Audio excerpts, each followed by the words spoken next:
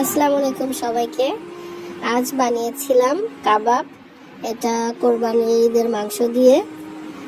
এখানে এই যে মাংসটাকে এখন কেটে ধুয়ে নিচ্ছি, আর এখানে যে বুটের ডাল সেটাকে আমি এখন ধুয়ে একটু ভিজিয়ে রাখবো, আধা ঘন্টা মতন ভিজিয়ে রাখলেই হবে। এই যে এখন মাংসটাকে ধুয়ে একবারে আমি প্রেসার কুকারে দিয়ে দিচ্ছি। আর এই যে বুটের ডালটাকেও একটু ভিজিয়ে নিয়েছিলাম, তারপরে সেটাকে এখন পানি থেকে ছাড়িয়ে মাংসের সাথে দিয়ে দিচ্ছি।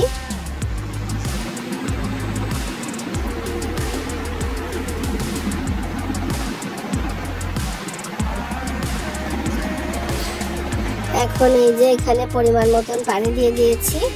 বেশি পরিমাণে পানি দেওয়া যাবে না, অল্প পরিমাণে পানি দিতে হবে। আর দিয়ে দিয়েছি এখানে আদা কুচি, তারপরে দিয়ে দিয়েছি কয়েকটা শুকনা মরিচ, তারপরে আরো দিয়ে দিচ্ছি এখানে গোলমরিচ, তারপরে স্বাদ মতন লবণ, তারপরে দিয়ে দিচ্ছি কোয়া কোয়া আস্ত রসুন।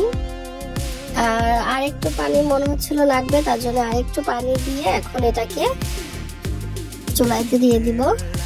এখানে আমি 3টা শীষ দিয়েছি। তারপরে এই যে দেখুন খুলে ফেলতেছি। এই যে খুব ভালোভাবে সবগুলো একদম সিদ্ধ হয়ে গিয়েছে। আর পানির পরিমাণ দেখেছেন তো আমি কতটুকু দিয়েছি, বেশিও না কমও না, সেভাবে দেওয়াতে দেখুন। আর এক্সট্রা কোনো পানিও এখানে লাগবে না এবং পানি বেশিও হয়ে যায়নি। এবার আমি পেঁয়াজ বেরেস্তা করে নিচ্ছি।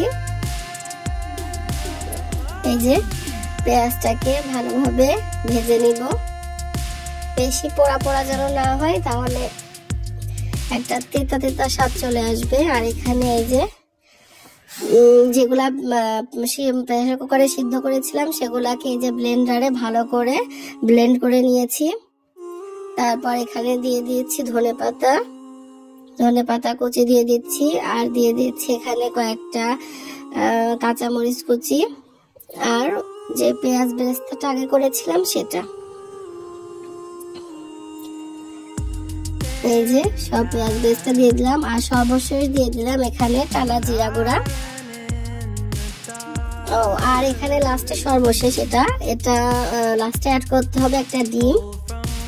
আর যদি কারোর পানি বেশি হয়ে যায় তাহলে এখানে বিস্কুটের গুঁড়াও, মানে টোস্ট বিস্কুটটাকে গুঁড়া করে সেটাও দিয়ে দিতে পারেন। এই যে এখন সবগুলাকে ভালোভাবে মিশিয়ে নিব এবং মিশিয়ে নিয়ে কাবাবের শেপে বানিয়ে নিব। এই যে দেখুন এখানে এই যে সুন্দর করে বানিয়ে নিয়েছি। আর ওখানে পাটিতে আমি বিস্কুটের গুঁড়া নিয়েছি, সেটা দিয়ে এখন এই যে কাবাবটাকে ভেজে নিব।